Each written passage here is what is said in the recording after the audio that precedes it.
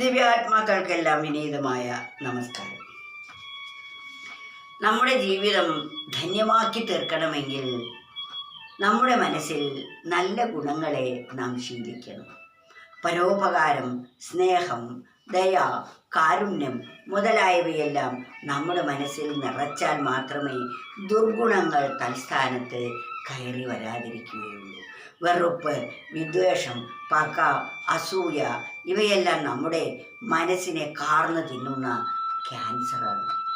അതിനാൽ അത്തരം ദുർഗുണങ്ങൾക്ക് നാം അല്പം പോലും സ്ഥാനം നമ്മുടെ മനസ്സിൽ കൊടുക്കരുത്.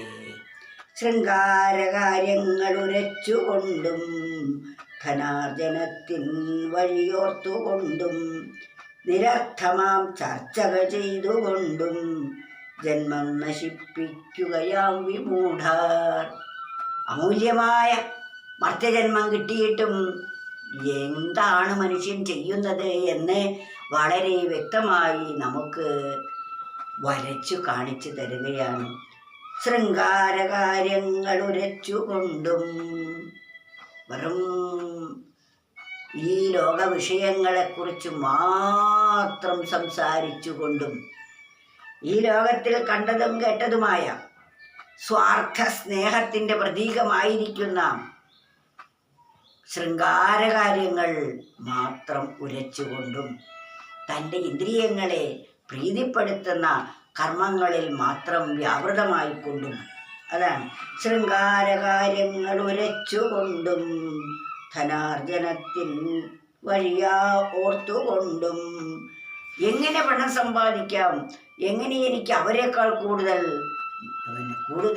സമ്പത്ത് നേടാൻ സാധിക്കും, അതാണ് ആലോചിച്ചു കൊണ്ടിരിക്കുന്നത്.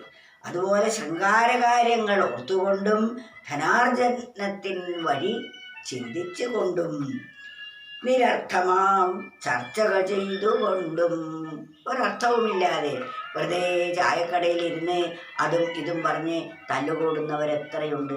രാഷ്ട്രീയ കാര്യം പറഞ്ഞ് എൻ്റെ പാർട്ടി മേലെ, മറ്റേ പാർട്ടിയാണ് മേലെ, എൻ്റെ പാർട്ടിക്കാരെന്തെല്ലാം സേവന പ്രവൃത്തിയാണ് ചെയ്തത്, നിങ്ങൾ ഭരിച്ചപ്പോൾ എന്തു ചെയ്തു, ഇത്തരം നിരർത്ഥകമായ ചർച്ചകൾ ചെയ്തുകൊണ്ട് സമയം പാഴാക്കി കളയുന്നു മൂഢന്മാരായ മനുഷ്യർ.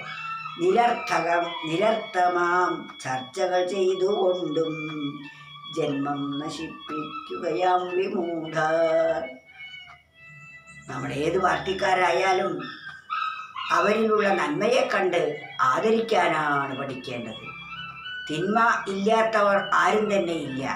എന്നാൽ അവർ ചെയ്ത നന്മ കണ്ട് അവരെ ആദരിക്കാൻ പഠിക്കുമ്പോൾ നമ്മുടെ മനസ്സും സമാധാന സമ്പുഷ്ടമാകുന്നു, കേൾക്കുന്നവരുടെ മനസ്സും സന്തോഷപ്രദമായിരിക്കും.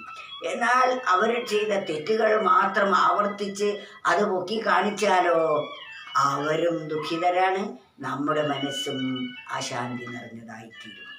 അതിനാൽ എപ്പോഴും നമ്മുടെ മനസ്സ് നന്മയിലേക്ക് തന്നെ തിരിയണം.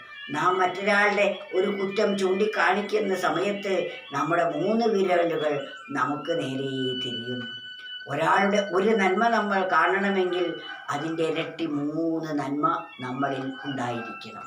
മറ്റൊരാളുടെ ഒരു തിന്മ നമ്മൾ കാണുന്നുവെങ്കിൽ ആ തിന്മയുടെ 3 ഇരട്ടി തിന്മ നമ്മളിൽ ഉണ്ട് എന്ന് കാണിക്കുകയാണ്. ഒരു വിരൽ മുന്നോട്ട് ചൂണ്ടുമ്പോൾ മറ്റു 3 വിരലുകൾ നമുക്ക് നേരെ ചൂണ്ടുന്നത്.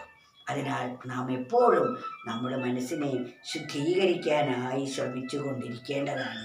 ശൃംഗാരകാര്യങ്ങൾ ഉരച്ചുകൊണ്ടും ധനാർജനത്തിൻ വഴിയോർത്തുകൊണ്ടും നിരർത്ഥമാം ചർച്ചകൾ ചെയ്തുകൊണ്ടും ജന്മം നശിപ്പിക്കുകയാം വിമൂഢർ.